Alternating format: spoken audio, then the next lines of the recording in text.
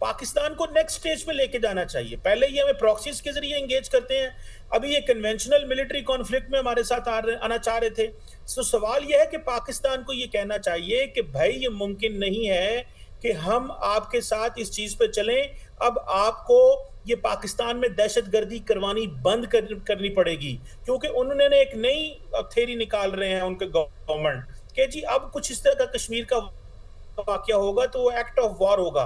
बिल्कुल act of war होगा, लेकिन यह है कि पाकिस्तान के अंदर वो जो बीएलए को, टीटीपी को फाइनेंसिंग फंडिंग करते हैं वो बंद करें, और अगर वो नहीं बंद करते तो पाकिस्तान भी एक्ट ऑफ वॉर उसको करार देगा। और मैं समझता हूं कि इसको डिस्कशन को थोड़ा नेक्स्ट लेवल पे लेके जाना चाहिए, ताकि भारत की सरकार को हम प्रॉपरली एक्सपोज कर सकें। हम बहुत सारी जो दहशतगर्द जमातों की जो कार्रवाइयां होती हैं हम उसका जवाब भी दे देते हैं, हम कुर्बानियां भी दे रहे हैं, हमारे साथ ज्यादती भी हो रही है, लेकिन हमें अपने केस को थोड़ा अगले ट्रैक पे लेके जाना पड़ेगा ताकि हम इनको जवाब दे सकें। मेरा ख्याल है कि थोड़ा डिस्कशन को इस तरह आगे लिया जाए ताकि उनको फोर्स किया जाए और इंटरनेशनल कम्युनिटी को बताया जाए कि ये कब तक बीएलए ऐसी जमातों को, नॉन स्टेट एक्टर्स को पाकिस्तान में सपोर्ट करते हैं, कब तक ये टीटीपी को फंडिंग करते रहेंगे। ये चीज बंद होनी चाहिए। अगर ये चीज बंद नहीं होती, पाकिस्तान के अंदर दहशतगर्दी बंद नहीं होती, तो फिर मामलात खराब रहेंगे और मेरा ख्याल है कि चीजें जो हैं वो मजीद एस्केलेट होंगी। इसको हमें, हमारे फॉरेन ऑफिस को, हमारी अफवाज और गवर्नमेंट को, मेरा ख्याल है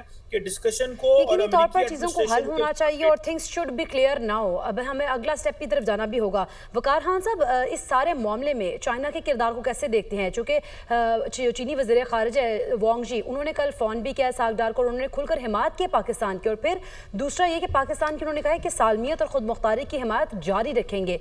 ये स्टेटमेंट कितनी इंपॉर्टेंट है? आई थिंक चाइना का जब से हमारे diplomatic relation right from the day one जो है, ये ग्रेजुअली आप देखें कि they have improved now. I think strategic partnership, बल्कि आयरन ब्रदरहुड कहते हैं इसमें। आई थिंक विक्टर गाओ हैं जो उनके आई थिंक ग्लोबलाइजेशन के कोई आई थिंक वाइस प्रेसिडेंट हैं, उनका इंस्टीट्यूट है, और पहले एडवाइजर भी रहे हैं प्रेसिडेंट शी के। और जनरली आप देखेंगे कि इंग्लिश चैनल्स पे ज्यादा वो अपीयर होते हैं इवन इंडियन। तो उन्होंने पहले इंडियन चैनल्स को आई थिंक बड़ा क्लियरली वार्न कर दिया था